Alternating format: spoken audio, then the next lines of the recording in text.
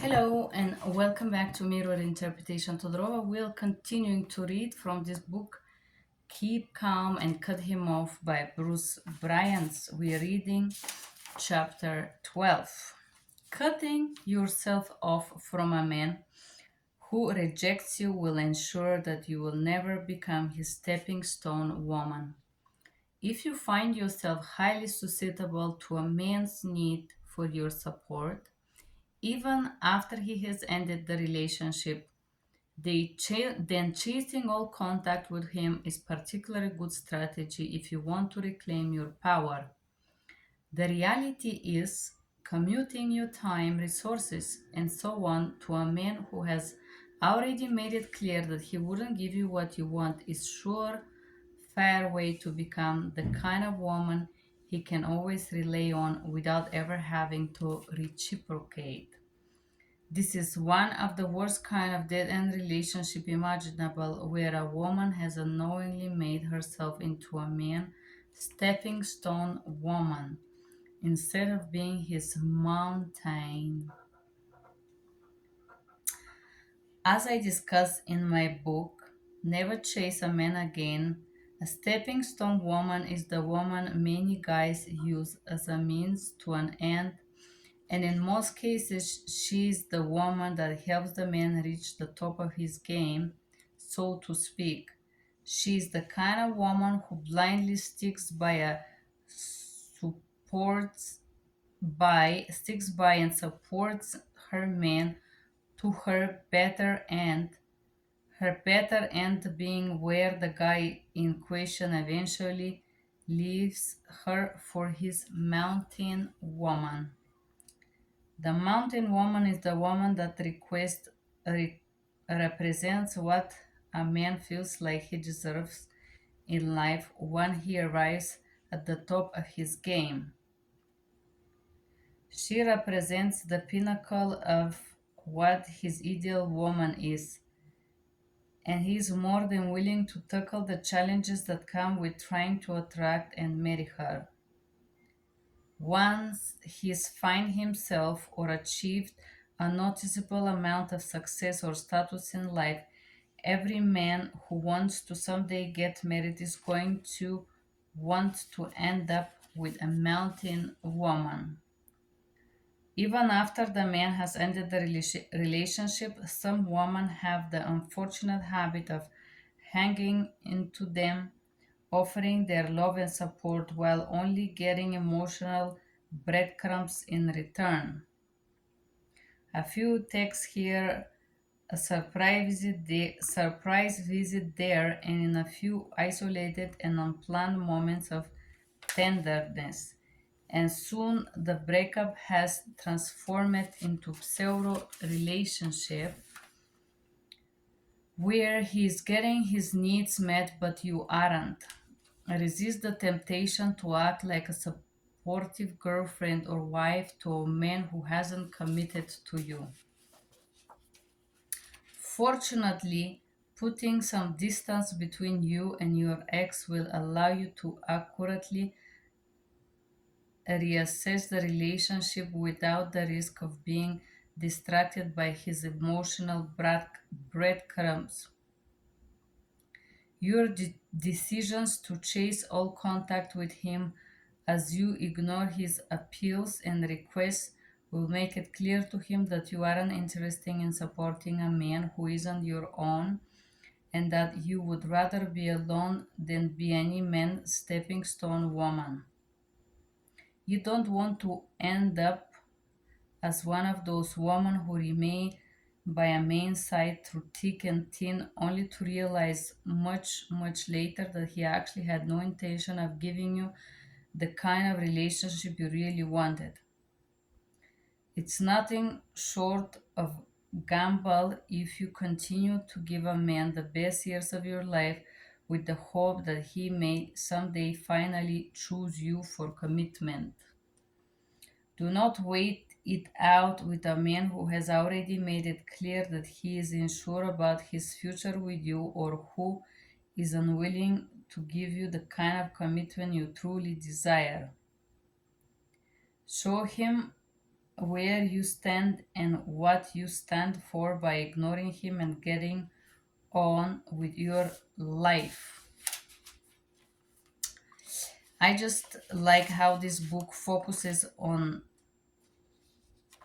being like valuing your own time. This is why I read this book, because your time is, I think the time is precious. My time is precious. I wasted a long time with the wrong boyfriend once in my life, and I believe I learned quite well from this. I think the fantasy of this chapter that is subconsciously leads to, and I don't actually like, this fantasy is that if you chop him off, he will eventually become this dream man. But the truth is that there is guys or people that it's not like they don't want a relationship, uh, or they don't want to, they just don't want a relationship with you. They just don't want a relationship in general, and they don't want to marry in general. And there is people like this 30, 40, 50 years old, 60 years old people, believe it or not. I know somebody like this. It has nothing to do, like mental stability of other people. It's not because of you gonna require this commitment and the guy is gonna be like, oh yeah, sure, let's get married. If a guy doesn't want to get married, no manipulation, no chop him off, it's gonna make him want you like this. Indeed, you can trick a guy to marry you in many different ways that I discussed previously talking about this book. However, marrying you physically, signing the paper, does not mean that this person will take the role of a male provider. A lot of people marry the woman and they continue play the same cycle of being with other women's, hopping on and off of jobs, not being providers, never caring for you, never asking for you, never bothering if you're okay, if you're sad, if you're happy. I had a, when I was about 20 something, I got this guy who proposed to me, and he was quite wealthy. And financially he was really, I mean, he would try to understand what I like, and to take me on vacation, and all of these things that most of the women's want. However, he would be absolutely careless about my well-being. I don't mean that he would beat me, no, but what I mean is like he was never interested into to me, into my hobbies. For example, I used to do acrobatics when I was younger, and he would say, no, I want to stay home. And then I would notice he would follow me to the gym where I was doing acrobatics, and he would be so fixated into the idea that I was cheating on him. He never bothered to be interested in why I do acrobatics, what I like about it, and who are those people that hug me. Or he would be so like such an owner, you know. And yes, he was ready to marry me. He proposed. He took me on vacation. He was ready to pay for everything. But the human to human relationship was zero. And so, believe it or not, when I decided to chop this relationship, I had a very hard time from my relatives, because he was not only rich, but he would offer to pay some things that they wanted to have. And of course, they loved the guy so much, and me wanting to end this relationship was not very welcome. I received a lot of pressures, even from my father figure, who was against every other guy in my life. But this one that was ready to pay some bills, he liked. Also, the other fantasy about the mountain woman.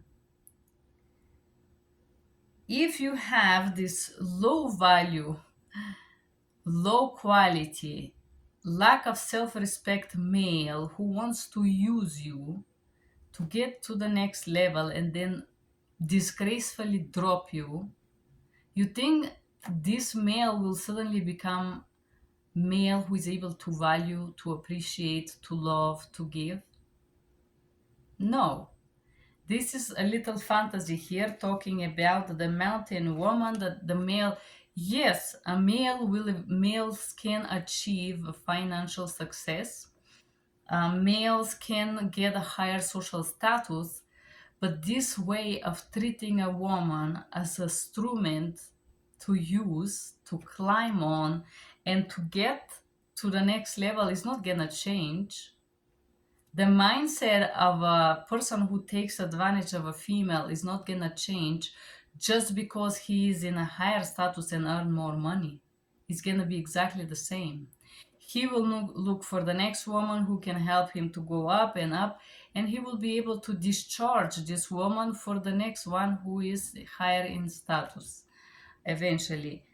And I think the question here is, why do we want this type of guy who is with this mindset? And yes, indeed, if you do these steps that he's talking about, you will find a guy that he would eventually even propose. For example, my ex-fiance for many years, Italian guy, I never asked him, I never talk with him about marriage. I never even mentioned this ever in almost 10 years with him. I did mention a child, though. I wanted a child. He did not want a child. And I begged him for a child the first few years. I really wanted to have a child, and he was no. And I was thinking, okay, maybe when he knows me, he would agree to have a child. But I was wrong. He never get that idea ever. However, when I drop him off and I end up in a relationship and I left, for my surprise, he started to pretend that he's a caring guy. He never celebrate anything, never my birthday, never any little thing. He never celebrate me. And this was also one of the reasons why I don't want a guy who is unable to acknowledge my success, who I am, and to hear me, to see me, and celebrate me.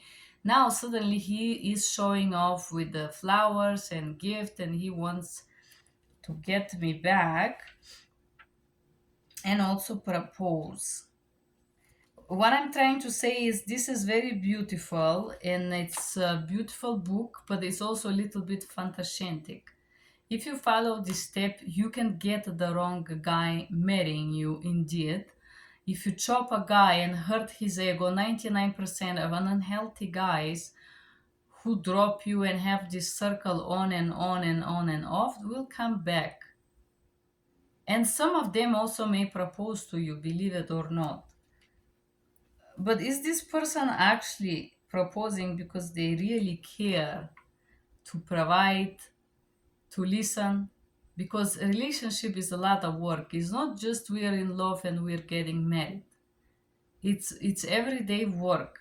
Is he gonna put this work every day? A relationship is not you waking up and there is flowers blooming in your garden.